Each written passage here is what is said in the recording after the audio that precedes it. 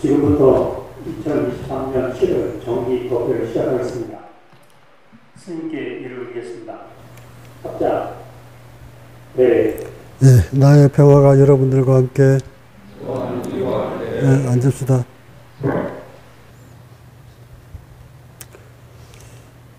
이 깨달음을 향해 몸을 가지고 수행하는 수행자 여러분들이 훗날 지도자가 되었을 때 지도자는 모름지기 이론에도 밝아야 하고 몸을 던져 직접 수행을 통해 변화도 시켜야 되고 의식의 깨달음도 얻어야 되고 본성에 대한 본질을 모두 익혀야만 됩니다. 예전에 제가 계룡산 국사봉 아래 숨어들어서 수행을 시작할 때 도교적 서적을 무척 가지고 한 차를 싣고 그 물탕집에 올라가서 그 책과 실험을 했었습니다. 그 책 속에 도가 있는 줄 알고 해서 도교적, 유교적 수행 지침서를 모두 탐독하면 도를 얻을 수 있을 거라고 판단해서 책과 실험을 했었는데 세월이 몇 년 흐르고 보니 책 속에는 답이 없었습니다. 그러고는 마지막 붙들고 실험을 했던 것이 불교적 경전인 안반수의경 아나빠나 사티 들숨 날숨 챙기는 것, 석가모니가 수행했던 수행법을 들고 호흡 가지고 정진을 합니다. 그 혹독한 죽음 고비를 몇 번 넘기고 와서 훗날 세월이 이만큼 흐른 뒤에 되돌아보니 인체에서 벌어진 모든 것들을 다시 조명을 해보니 도교적 문자들이, 글들이 그 당시에는 이해가 잘 가지 않던 부분들이 세월이 흐른 뒤 오늘날에 와서 보면 왜 이런 말들을 했는지, 옛 도인들은 왜 이것을 이렇게 표현을 했는지 내 몸에서 확연히 느낄 수가 있었고, 이것을 몇 년 전에 한번 여러분한테 법문으로 남긴 적도 있었습니다. 도교적 수행법에 대해서 그 중요한 부분 몇 가지를 법문으로 통해 여러분한테 법문한 사실이 있는데, 오늘은 이 부분이 또 너무 중요한 부분이라서 간략하게 몇 가지를 또 간추려서 설명하고자 합니다. 수행자가 몸에서 벌어지는 여러 현상들 중에 가장 눈여겨봐야 되고 조심해야 될 부위가 있어서 이것을 간추려서 여러분한테 설명하고자 하니 잘 익혀 두시기 바랍니다. 먼저 우리의 국제과학명상센터의 로고를 한번 볼까요?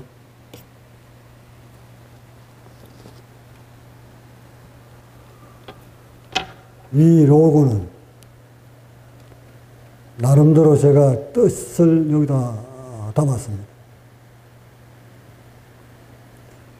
이 색깔이 오방색을 뜻합니다.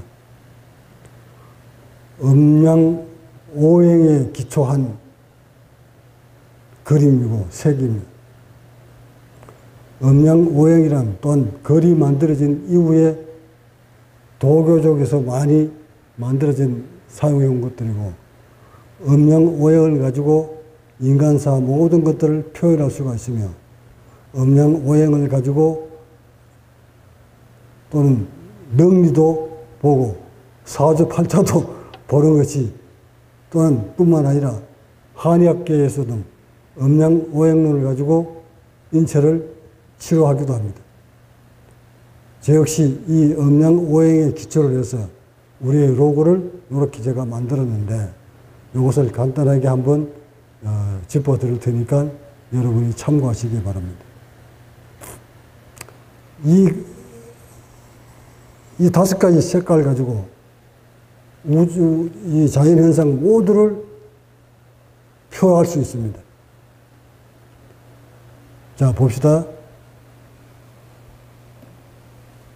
붉은색. 방위를 말하면 남쪽을 말하는 것이고, 인체를 두고 보면 심장을 뜻하는 것이고, 색깔로 보면 붉은색이고, 이렇게 이 음양오행을 가지고 삼남한상 모두를 표현할 수 있습니다. 그 다음에 이쪽에 방향으로 말하면 남쪽이고, 자, 이쪽에 검은색. 검은색은 방향을 말하면 북쪽을 말하는 것이고, 인체를 보면 신장을 뜻하는 것이고, 색은 즉 검은색이고, 그 다음에 이쪽 이 청색은 방향을 말하면 남쪽을 뜻하는 것이고, 인체를 말하면 이쪽은 간을 뜻하는 것이고, 또 이쪽 흰색, 흰색은 방위를 말하면 서쪽을 뜻하는 것이고, 또는 인체를 보면 폐를 뜻하는 것이고, 또 정가운데 중앙은 이 색을 보면 중앙의 황색은 중앙을 뜻하는 것이고, 인체를 보면 위장을 뜻하는 것입니다. 자, 이거 간략하게 이거 하나 가지고 모든 것을 우주, 지구촌에 있는 모든 것을 표현할 수가 있습니다. 여기에 이 그림은 노란색 같은 위에 이렇게 솔방울 하나 걸려놓은 건, 요거는 제 나름대로 여기 뜻이 있어서 걸어놓은 건데, 요것이 솔방울 셈을 의미합니다. 송같이. 자, 이것이 우리 국제과학명상센터의 공식 로고입니다. 근데 이 음양오행을 가지고 이렇게 제가 만들어 놓고 보니, 이 인체 수행 과정에서, 인체 중에서 가장 핵심적인 부위가, 중요한 부위가 어디일까 하고 그동안의 수행 과정을 되돌아보니 가장 핵심적인 부위가 중앙이었습니다. 자카라로 말하면 정중앙, 명치끝. 저 인도에서 보면, 이거 보세요. 이 선을 한번 붙여보세요. 카메라맨 이럴 때는 쫙 당겨서 줌을 당기는 거야. 요 부위. 도교에서는 상단전, 중단전, 하단전 이렇게 해야죠. 이건 인도 자카라에서는 이 부분을 핵심을 주는 중심 부위로, 중요한 자카라로 표현을 합니다. 자, 이쪽에서 보면 이 부위입니다.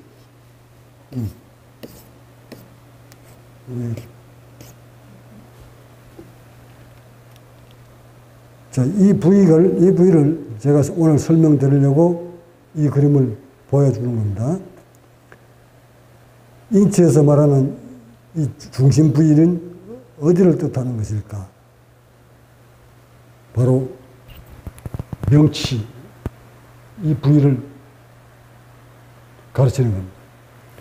이 부위가 얼마나 중요한지를 도교적 문자를 한번 가지고 여러분한테 설명을 드려보고자 합니다.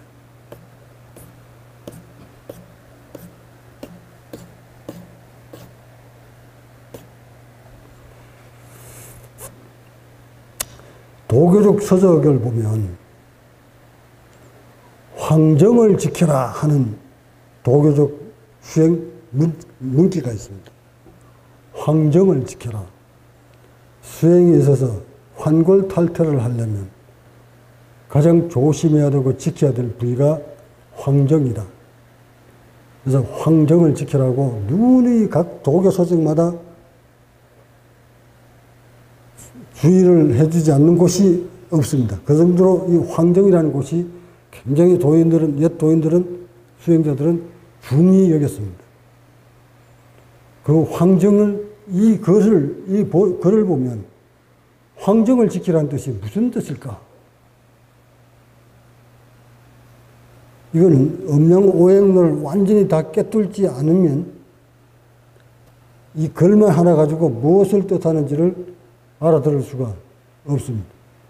저도 이 황정을 지키라는 뜻을 수행이 어른져 깊은 후에야 이것을 알아듣고 깨닫습니다. 이 황정이 얼마나 중요한 자리이길래 도교 서적마다 황정 이야기를 하는 것일까?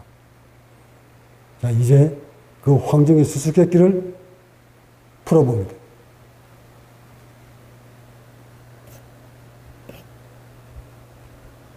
황, 누를 황입니다.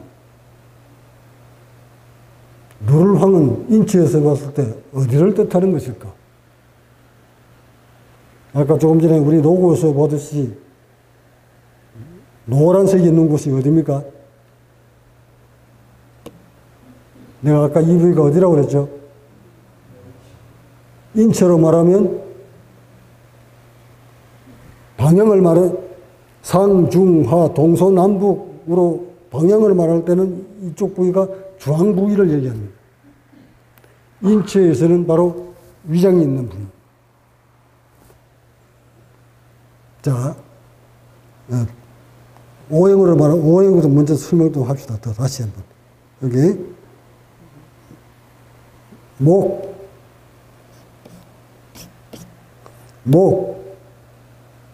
부위, 화, 토, 금, 수. 여기가 토자리.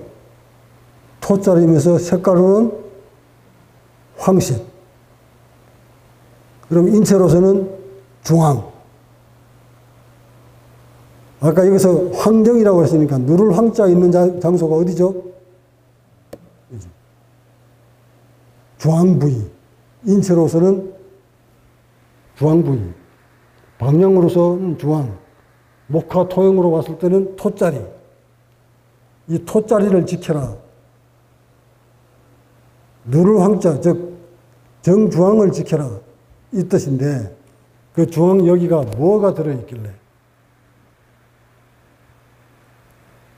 이 명치 부위가 바로 인체의 핵심입니다. 그래서 옛 도인들은 이 글을 남겨놓을 때 황정을 지켜라 이 말은 그 정자를 보면 뜰정자입니다. 뜰정자. 왜 정지할 때 우리 부엌 정지할 때 뜰정자. 즉 중앙을 지켜라. 중앙 장소를 지켜라. 황정을 지켜라. 토자리를 지켜라. 위장을 지켜라.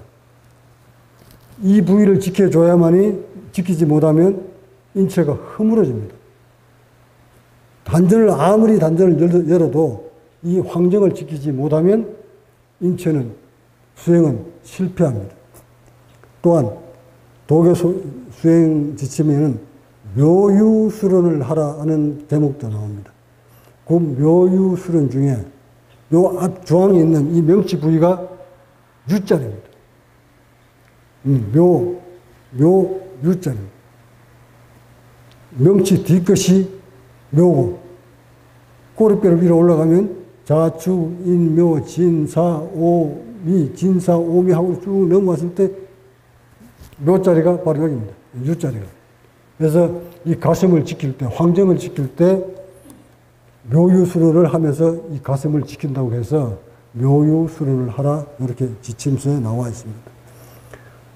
또한 도교 서적 중에 핵을 그을 수 있는 정말 참고서로 중에서는 가장 으뜸인 참고서가 하나 있는데 그 참고서를 다 지침서를 다 소화시켜 주시면 어느 정도 수행하는데 도를 얻는데 크게 도움을 받을 수 있는 책이 하나 있습니다.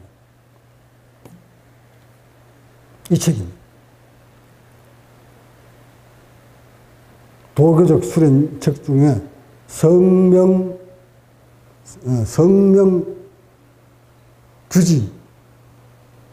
성명규지라는 책이 도교적 책이 있는데 이것도 이 글로 보면 글을 봐서는 잘 이해가 가지 않습니다. 근데 내 설명을 들으면 이 성명규지라는 책 제목에서부터 벌써 뭔가 남다른 뜻이 있구나. 봅시다. 성품성, 목숨명, 홀규, 맛있을 지인데 성품, 우리 본성을 얘기하는 거죠. 성품과 마음과 목숨명, 몸을 지키는데, 몸을 수령하는데, 이 지, 그 구멍이 홀구자가, 이거 왜 우리 골프 말하면 구멍 똑 들어간 구멍이 있죠. 그걸 홀이라고 그러지. 구멍이 하나 있다. 그곳을 찾으면 정말 맛있는 도를 얻을 수 있다. 성명규지. 요 문자를 잘 듣다 보면, 그러니까 성품과 몸을 깨달는 데 있어서, 환골탈퇴하는 데 있어서 그 구멍이 하나 있는데, 그 구멍을 찾으라 이 말이거든. 근데 그 구멍을 어떻게 찾을 수 있을까? 이 글자에서 이미 답을 적어놓고 있습니다. 이건 볼거 없겠든지. 성품과 목숨을 뜻하는 거니까 이 환골을 탈퇴하는데, 즉 마음을 깨닫고 몸을 환골시키는데 구멍이 있다. 그 구멍이 어디일까? 이미 여기서 제목에서 답을 주고 있습니다. 근데 이것도 내가 이 책을 읽고 거의 15년이 돼서야 그 구멍을, 이 책 제목을 알아차립니다. 그러니까 이게 수행자는 갖가지 공부를 다 해야 합니다. 하늘 돌아가는 공부도 해야 되고, 저 하늘 돌아가는 별자리 지금도 제가 외웁니다. 여기 책에 보면은 한동석 선생이 지어놓으신 우주 변화의 원리라는 책이 있습니다.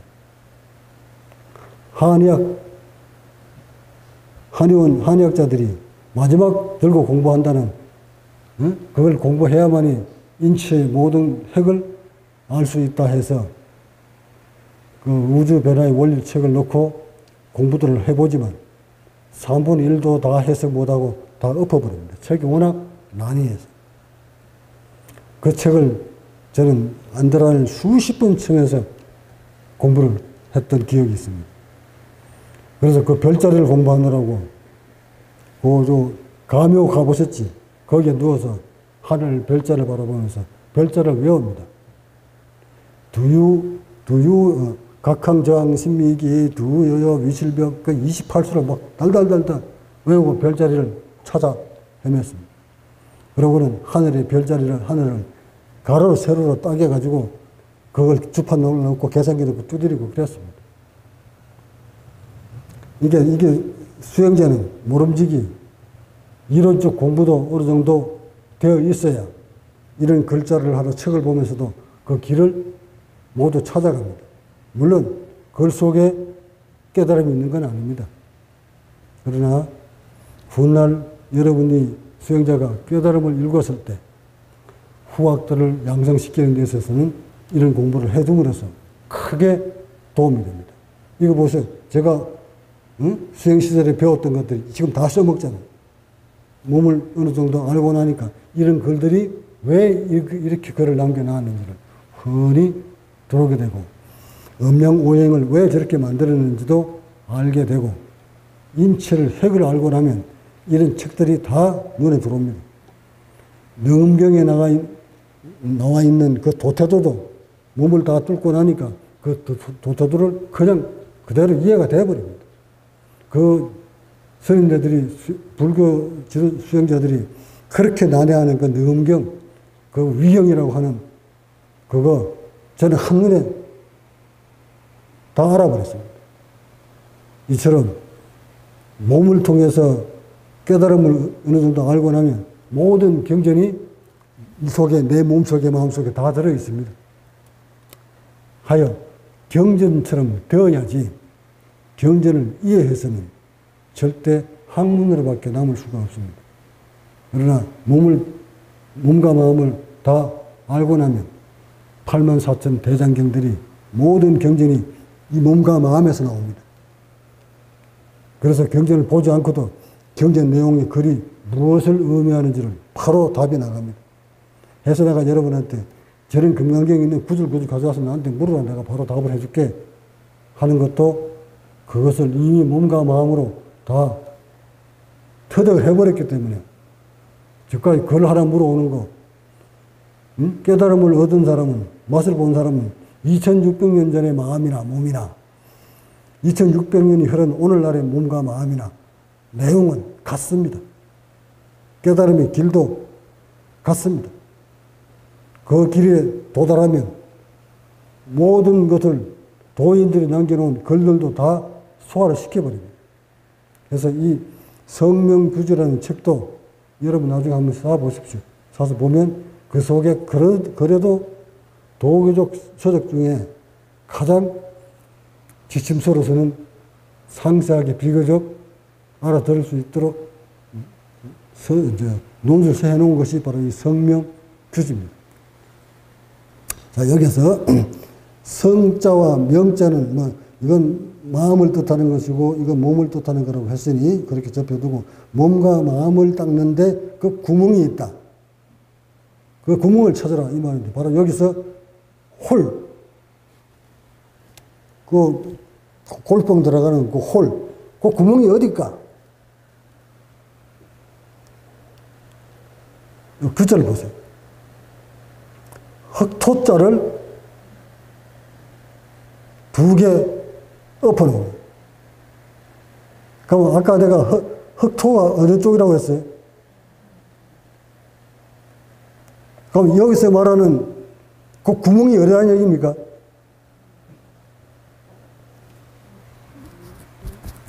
흑토가 머물고 있는 자리. 요 누를 황자가 머물러 있는 자리. 이 자리.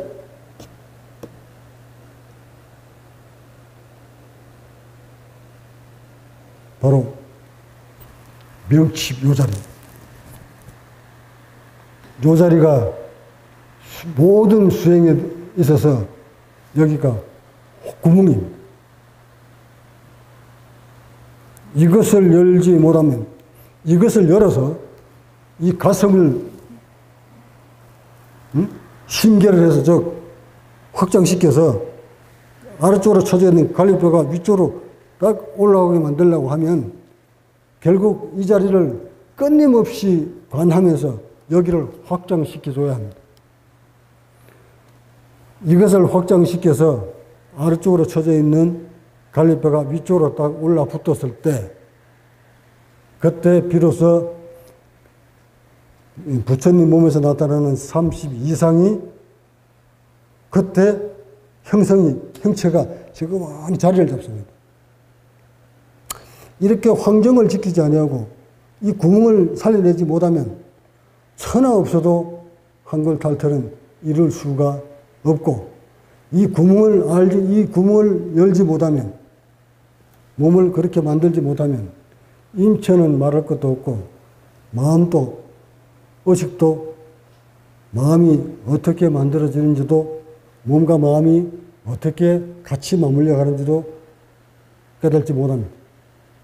하여 이 중간 부위가 수행이 있어서 몸으로 봐서는 여기가 핵심입니다. 이 자크라가 중심 부위입니다. 하여 인도에서도 요 부위를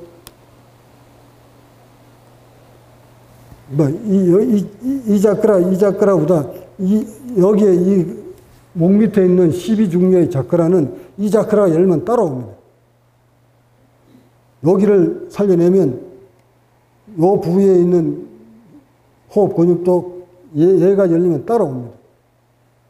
밑에 있는 이 단전 아무리 열어도 여기가 막히면 단전은 무용지물입니다. 단전은 이곳을 열기 위해 잡고 있는 얘를 놔주는 것 뿐입니다. 하여 수행의 핵심은 여기입니다. 내가 여러분한테 단전만 열라고, 단전 아무리 열어봐라. 단전 열었다고 여러분이, 응? 뭐 상을 내보지만 핵심은 여기다. 단전은 배꼽 아래쪽 내가 어닝을 두고 끊임없이 자세를 통해서 호흡을 하면 여기가 어느덧 꾸물떡꾸물떡 움직이기 시작합니다. 그러나 이것은 흉부를 여는 데 있어서에 비하면 얘는 10분의 1이요. 얘는 인체 전체의 부하를 이곳에서 차지합니다. 하여 이 황정을 지키지 못하는 자, 수행 실패입니다. 여러분이 수행 실패하면 이쪽 부위가, 가슴 부위가 오목가슴으로 되어버립니다. 오목가슴은 위험을 뜻하는 신호입니다. 오목가슴은 자신의 몸에 오목가슴이 자꾸 깊어진다는 이 뜻은 이곳을 지키지 못했다는 것을 의미하는 것이고, 이곳을 지키지 못한 채 계속적으로 등만 고이고 당겼다가는 이 복직근에 의해서 양쪽 갈비뼈가 허물어지면서 가슴 부위 중궁이, 황정이 오목가슴으로 파여 들어갑니다. 이렇게 말려 들어가면 이거 회복하는 것은 거의 불가능에 가깝습니다. 그래서 이처럼 중요한 부위를 옛 도인들은 황정이라고 했구나.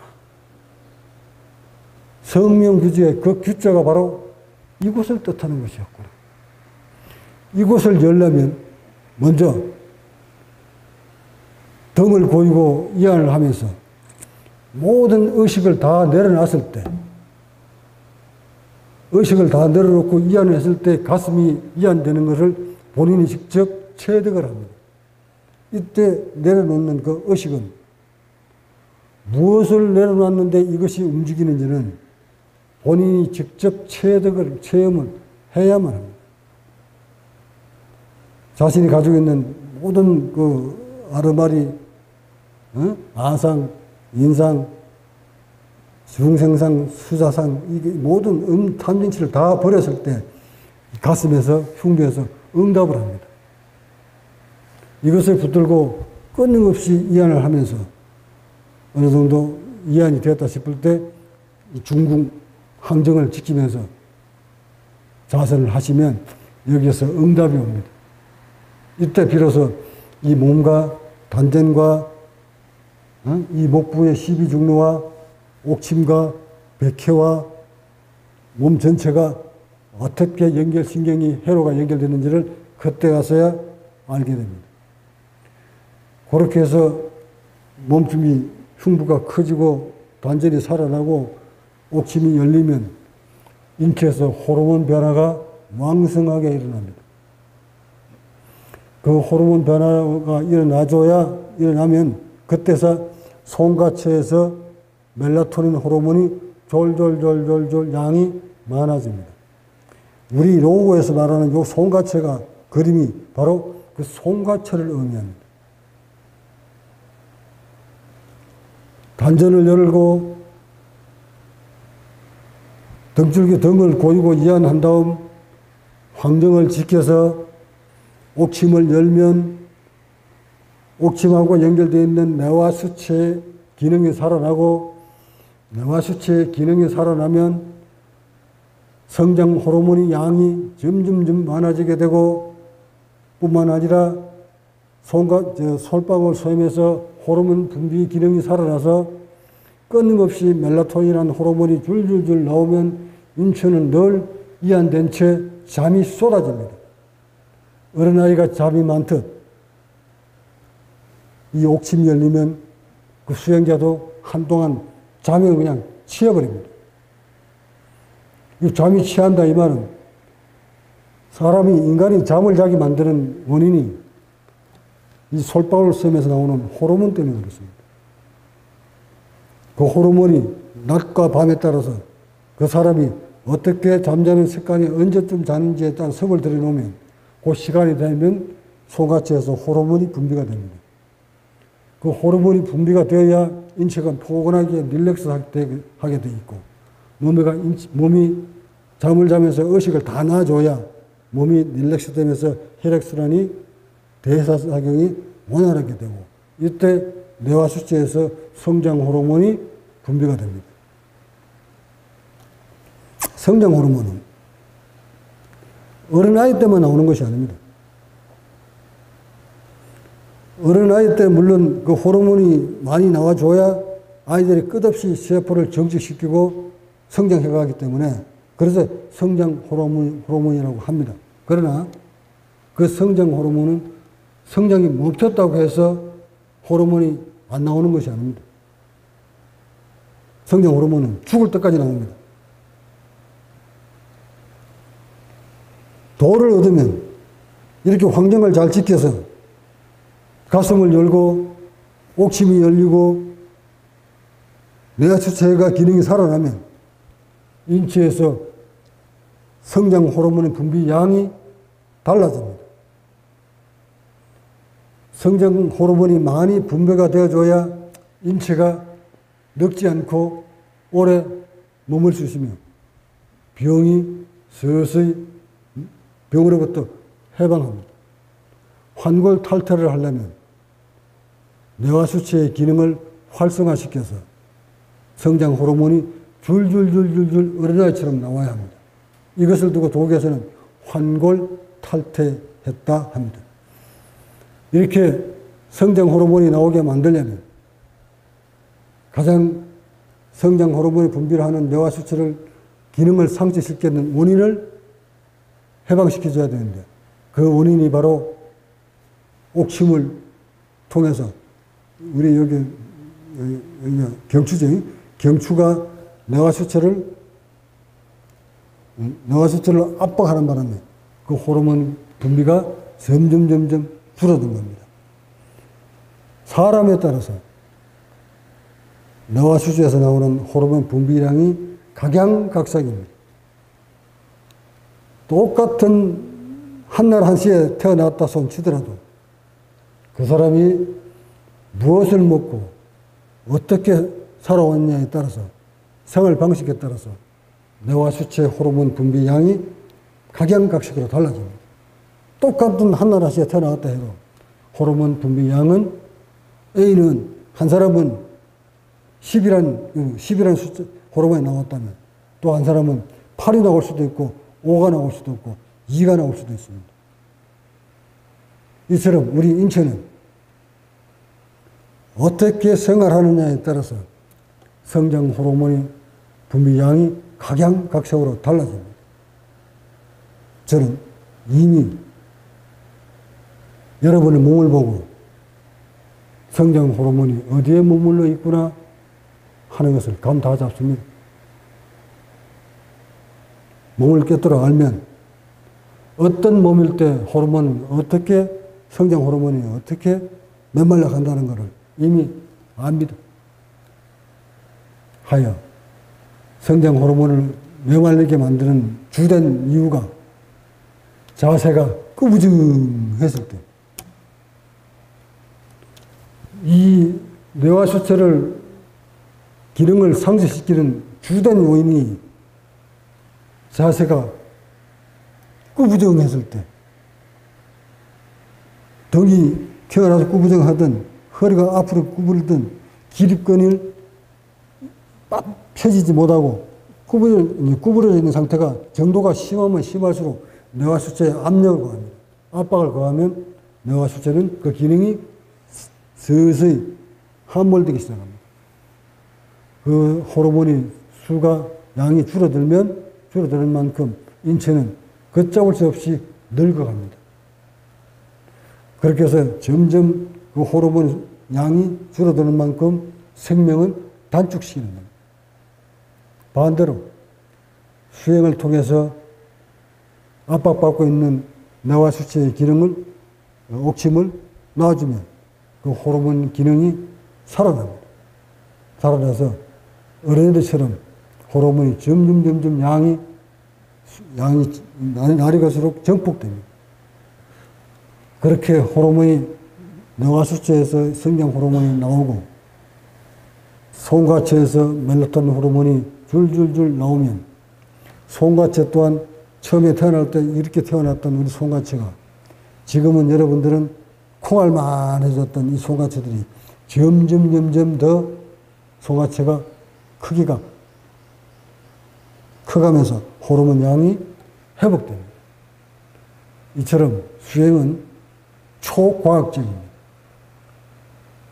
이런 것을 알고 수행해 들어가면 참 바람직한 수행자가 되는데 대부분 수행자는 인체를 알지 못합니다. 무차별적으로 앉아서 명상만 하고 좌선만 했지 인체의 오묘한 현상들을 알지 못합니다. 그러다 보니